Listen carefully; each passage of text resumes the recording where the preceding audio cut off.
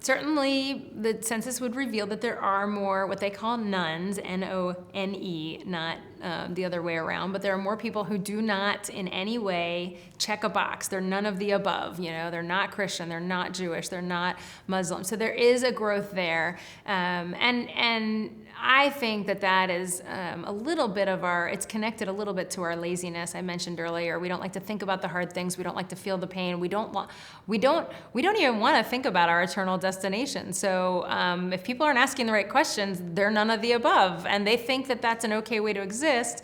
That's honestly tragic because your life has very little meaning if you haven't sat and thought about it. It's just walking a daily walk. So that is growing. Now, with regard to the church itself, honestly, I just see what's happening is religiosity might be dying out. And what I mean by that is this idea of people who go to church because it's the socially acceptable thing, right? So it used to be the case that on Sunday mornings people got up and went to church. It didn't exactly matter where you went to church, but you kind of needed to be in that group, go back several generations or so forth. That is dying away. That is not a needed social checkbox anymore.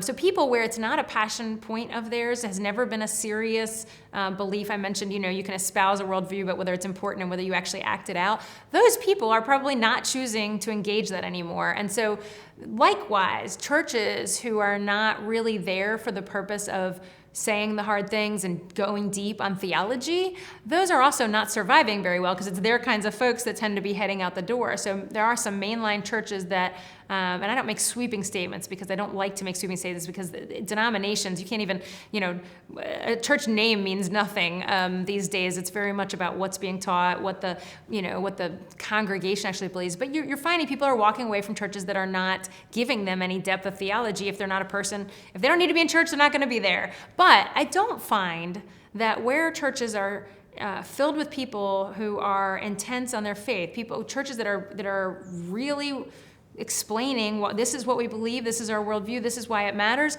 Those aren't dying. Those are actually, in many ways, growing. Those are actually, people are looking for those answers for people that religion matters. So I actually don't see it all as negative. Religiosity has actually, in one sense, yes, it gives us a shared set of values. On the other sense, it can be a lot of unhelpful things to actual faith. So it's an interesting trend we're seeing, and it'll continue to play out, and we'll kind of look at it in 10, 20 years and see where we are. But I think we'll find that people are serious about their faith or they're not. There's not a lot of in the middle.